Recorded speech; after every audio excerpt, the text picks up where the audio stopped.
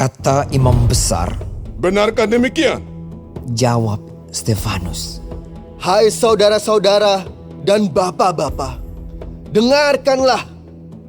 Allah yang maha mulia telah menampakkan dirinya kepada bapa leluhur kita Abraham ketika ia masih di Mesopotamia sebelum ia menetap di Haran, dan berfirman kepadanya, keluarlah dari negerimu dan dari sanak saudaramu dan pergilah ke negeri yang akan kutunjukkan kepadamu. Maka keluarlah ia dari negeri orang Kasdim, lalu menetap di Haran. Dan setelah ayahnya meninggal, Allah menyuruh dia pindah dari situ ke tanah ini, tempat kamu diam sekarang. Dan di situ Allah tidak memberikan milik pusaka kepadanya, bahkan setapak tanah pun tidak. Tetapi ia berjanji akan memberikan tanah itu kepadanya, menjadi kepunyaannya dan kepunyaan keturunannya, walaupun pada waktu itu ia tidak mempunyai anak. Beginilah firman Allah, yaitu bahwa keturunannya akan menjadi pendatang di negeri asing, dan bahwa mereka akan diperbudak dan dianiaya 400 tahun lamanya. Tetapi bangsa yang akan memperbudak mereka itu akan kuhukum, firman Allah. Dan sesudah itu mereka akan keluar dari situ dan beribadah kepadaku di tempat ini. Lalu Allah memberikan kepadanya perjanjian sunat. Dan demikianlah Abraham memperanakan Ishak, lalu menyunatkannya pada hari yang ke-8. Dan Ishak memperanakan Yakub, dan Yakub memperanakan ke-12 bapa leluhur kita. Karena iri hati, bapa-bapa leluhur kita menjual Yusuf ke tanah Mesir. Tetapi Allah menyertai dia dan melepaskannya dari segala penindasan, serta menganugerahkan kepadanya kasih karunia dan hikmat ketika ia menghadap Firaun, raja Mesir.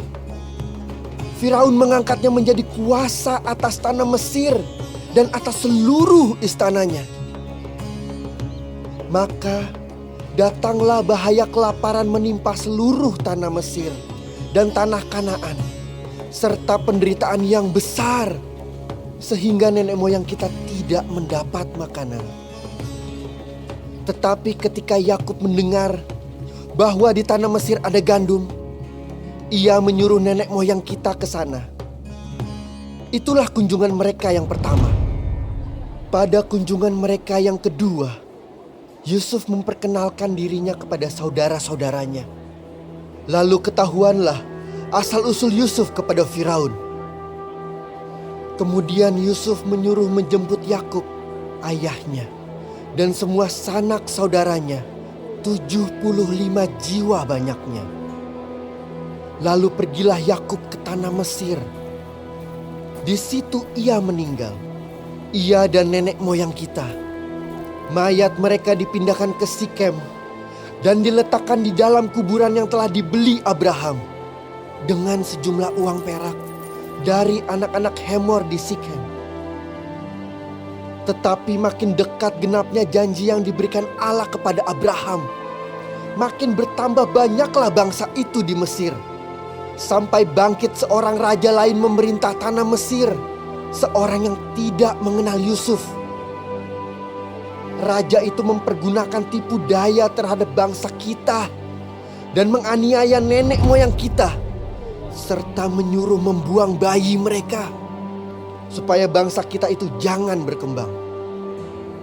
Pada waktu itulah Musa lahir, dan ia elok di mata Allah. 3 bulan lamanya ia diasuh di rumah ayahnya.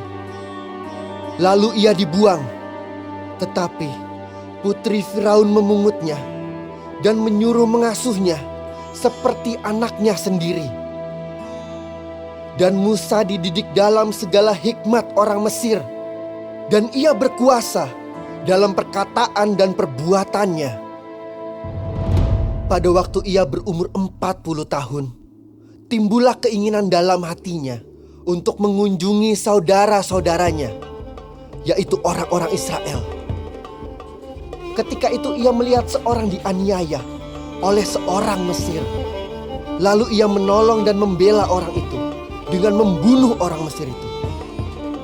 Pada sangkanya saudara-saudaranya akan mengerti bahwa Allah memakai dia untuk menyelamatkan mereka. Tetapi mereka tidak mengerti. Pada keesokan harinya, ia muncul pula ketika dua orang Israel sedang berkelahi. Lalu ia berusaha mendamaikan mereka. Katanya, "Saudara-saudara, bukankah kamu ini bersaudara? Mengapakah kamu saling menganiaya?" Tetapi orang yang berbuat salah kepada temannya itu menolak Musa dan berkata, "Siapakah yang mengangkat engkau menjadi pemimpin dan hakim atas kami? Apakah engkau bermaksud membunuh aku, sama seperti kemarin engkau membunuh orang Mesir itu?" Mendengar perkataan itu, larilah Musa dan hidup sebagai pendatang di tanah Midian. Di situ ia memperanakan 2 orang anak laki-laki. Dan sesudah 40 tahun, tampaklah kepadanya seorang malaikat di padang gurun Gunung Sinai. Di dalam nyala api yang keluar dari semak duri. Musa heran tentang penglihatan itu. Dan ketika ia pergi ke situ untuk melihatnya dari dekat, datanglah suara Tuhan kepadanya.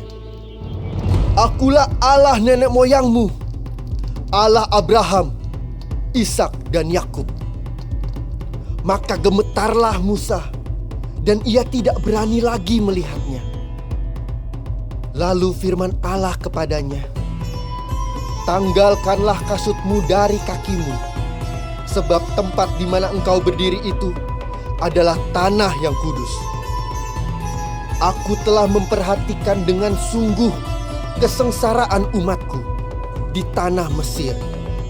Dan aku telah mendengar keluh kesah mereka. Dan aku telah turun untuk melepaskan mereka. Karena itu, marilah, engkau akan kuutus ke tanah Mesir." Musa ini yang telah mereka tolak dengan mengatakan, "Siapakah yang mengangkat engkau menjadi pemimpin dan hakim?" Musa ini juga telah diutus oleh Allah sebagai pemimpin dan penyelamat oleh malaikat yang telah menampakkan diri kepadanya di semak duri itu. Dialah yang membawa mereka keluar dengan mengadakan mujizat-mujizat dan tanda-tanda di tanah Mesir, di Laut Merah dan di padang gurun 40 tahun lamanya. Musa ini pula lah yang berkata kepada orang Israel, "Seorang nabi seperti aku ini akan dibangkitkan Allah bagimu dari antara saudara-saudaramu."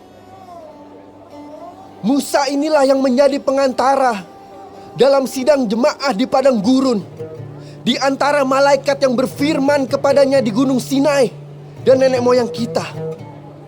Dan dialah yang menerima firman-firman yang hidup untuk menyampaikannya kepada kamu. Tetapi nenek moyang kita tidak mau taat kepadanya. Malahan mereka menolaknya. Dalam hati mereka ingin kembali ke tanah Mesir. Kepada Harun mereka berkata, "Buatlah untuk kami beberapa Allah yang akan berjalan di depan kami. Sebab Musa ini yang telah memimpin kami keluar dari tanah Mesir. Kami tidak tahu apa yang telah terjadi dengan dia." Lalu pada waktu itu mereka membuat sebuah anak lembu dan mempersembahkan persembahan kepada berhala itu. Dan mereka bersuka cita tentang apa yang dibuat sendiri oleh mereka. Maka berpalinglah Allah dari mereka dan membiarkan mereka beribadah kepada bala tentara langit, seperti yang tertulis dalam kitab nabi-nabi. "Apakah kamu mempersembahkan kepadaku korban sembelihan dan persembahan selama 40 tahun di padang gurun itu, hai kaum Israel? Tidak pernah. Malahan kamu mengusung kemah Moloch dan bintang dewa Refan. Patung-patung yang kamu buat itu untuk disembah. Maka aku akan membawa kamu ke dalam pembuangan sampai di seberang sana Babel. Kemah kesaksian ada pada nenek moyang kita di padang gurun, seperti yang diperintahkan Allah kepada Musa untuk membuatnya menurut contoh yang telah dilihatnya. Kemah itu yang diterima nenek moyang kita, dan yang dengan pimpinan Yosua dibawa masuk ke tanah ini, yaitu waktu tanah ini direbut dari bangsa-bangsa lain yang dihalau Allah dari depan nenek moyang kita. Demikianlah sampai kepada zaman Daud. Daud telah mendapat kasih karunia di hadapan Allah, dan ia memohon supaya ia diperkenankan untuk mendirikan suatu tempat kediaman bagi Allah Yakub. Tetapi Salomo lah yang mendirikan sebuah rumah untuk Allah. Tetapi yang Maha Tinggi tidak diam di dalam apa yang dibuat oleh tangan manusia, seperti yang dikatakan oleh Nabi. Langit adalah tahtaku, dan bumi adalah tumpuan kakiku. Rumah apakah yang akan kamu dirikan bagiku? Demikian firman Tuhan. Tempat apakah yang akan menjadi perhentianku? Bukankah tanganku sendiri yang membuat semuanya ini?